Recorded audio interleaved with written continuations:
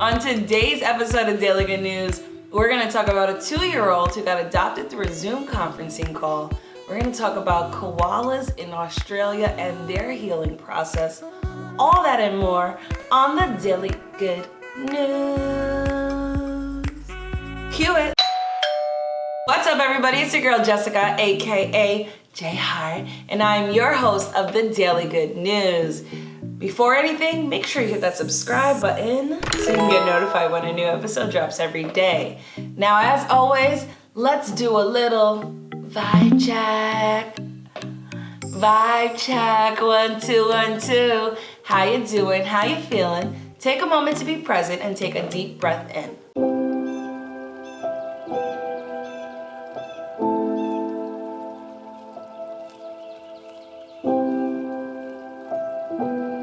Now let's get right to the good news.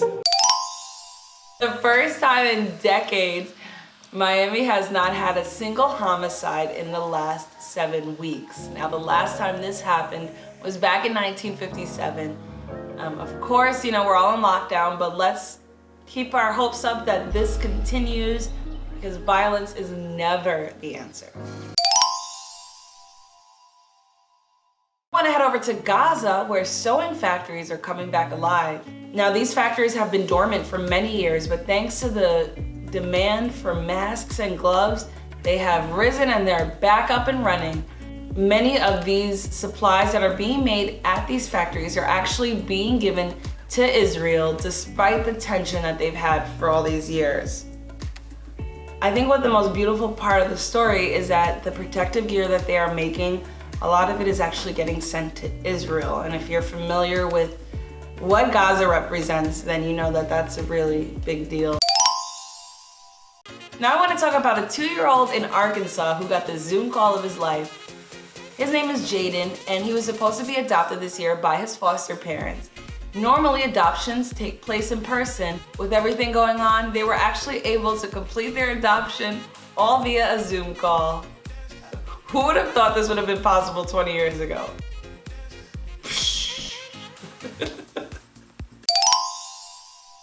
Now I want to head over to Australia, where koalas who have healed are back where they belong. After the brush fires, a ton of koalas were injured, unfortunately, and brought to the world's only all-koala hospital. It's called Koala Hospital. Only in Australia, right? Over the last week, 26 koalas who have healed from the brush fire have been returned to their natural habitats.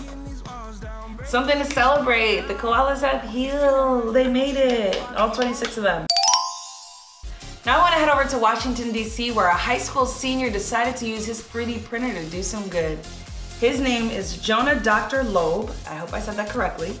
And after becoming aware of the lack of protective medical gear available, he connected with the online community of 3D printer enthusiasts and found an open source design, and he started printing. His idea has now turned into Print to Protect, which is a network of around 100 3D printers that are producing face shields distributed to hospitals in Washington, D.C. They have so far printed 3,000 shields with a goal of 10,000.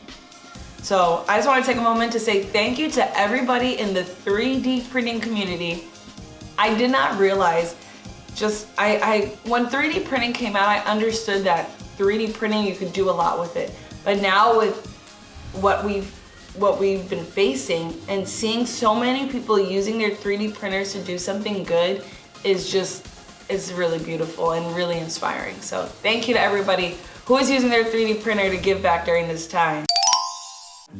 And that was today's episode of Daily Good News. If you enjoyed it, make sure you hit that subscribe button so you can get notified when a new episode drops every day. Make sure you hit the thumbs up, and then make sure you hit share. Share this with your friends, with your family members, and let them know about all the good news happening around the world every single day.